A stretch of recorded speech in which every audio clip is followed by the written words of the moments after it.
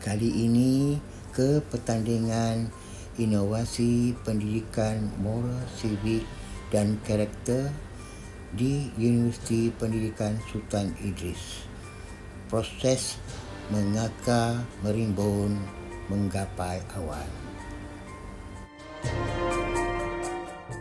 Cikgu Alia telah 8 tahun bertugas di SK Sungai Tiang dan cawangannya SK Sungai Keja. Tidak lagi mahu pertukaran keluar. Orang ini hebat dan kami pun menziarahi ibu bapa anak-anak Alia di rumahnya di Batu Gajah. Pemberi semangat.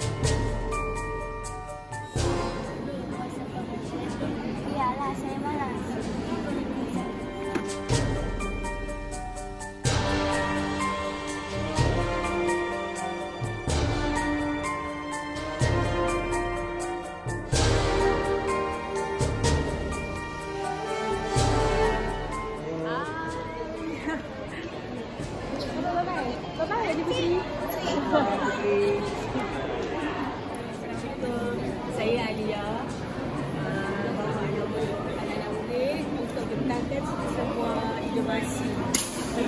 Projek kami ialah journaling. Motif adanya journaling sebab bila saya tanya budak-budak, semalam cikgu ajar apa, semuanya jadi macam saya tak tahu nak jawab.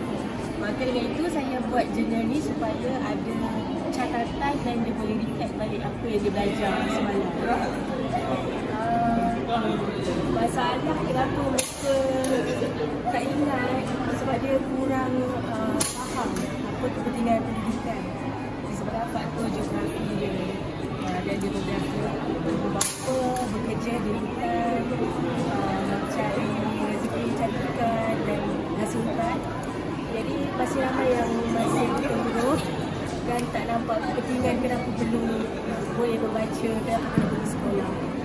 Maka untuk tidak mensia-siakan kenapa saya mengajar mereka, saya nak mereka faham yang dia belajar apa hari ini. Baik. Assalamualaikum, saya Ustazah Binti Muhammad Rozlan. Saya adalah pensyarah daripada Universiti Pendidikan Sultan Idris.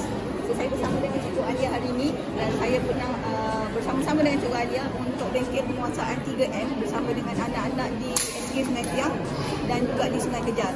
So daripada pengalaman saya beberapa kali masuk ke kampus Sungai Tiang, daripada segi penguasaan 3M tu agak ketinggalan jauh. Macam yang dimaklumkan tadi disebabkan atas faktor geografi yang mana jarak maknanya akses kepada pendidikan tu agak ke belakang. Kemudian daripada segi akses kepada teknologi juga ada kekangan lah daripada segi akses internet, talian telefon dan juga mungkin faktor daripada punya budaya dan juga sosial yang berada di kawasan setempat lah. So betul kata cikgu, anak-anak ni dia tak dapat melihat lagi kepentingan pendidikan tu nak bawa ke mana. Sebabnya akhirnya diorang ni akan tinggal di kawasan yang sama dan diorang tak dapat relate di mana kepentingan pendidikan tu dalam kehidupan diorang. So approach yang Cikgu Alia bagi hari ini, saya sangat suka sebab dia melibatkan dokumentasi dalam bentuk visual. Kadang-kadang anak-anak ni daripada segi komunikasi, especially daripada anak-anak aktif Jahai, komunikasi tu mungkin disebabkan faktor bahasa. Sebab orang menggunakan bahasa Jahai. Saya pendekatan menggunakan video ni lebih dapat relate lah apa yang cuba disampaikan, apa yang cuba nak dikongsikan dengan cikgu.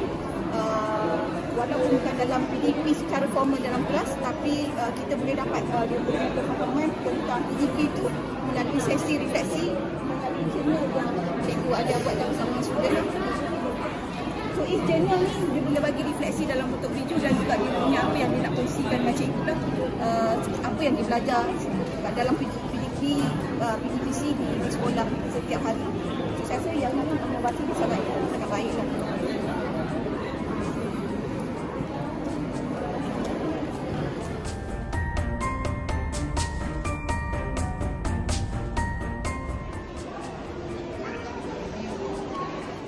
Tempat lain selain di dekat-dekat sini. Jadi kerja dekat. So untuk sampai ke kampus ni kena naik dulu 1 jam. Kemudian naik charter van 1 jam lagi. Okey.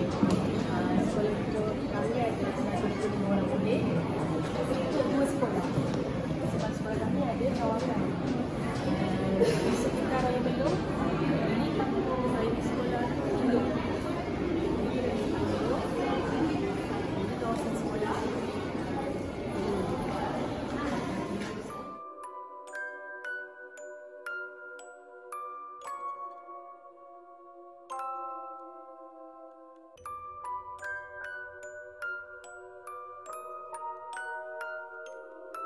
Lokaliti sangat jauh, jadi dia boleh komunikasi orang luar sangat dekat, kecuali berjumpa dengan orang yang datang dari situ. Masih ada yang rumah tak ada elektrik, kecuali sekolah saja. Sekolah powered by solar dan genset.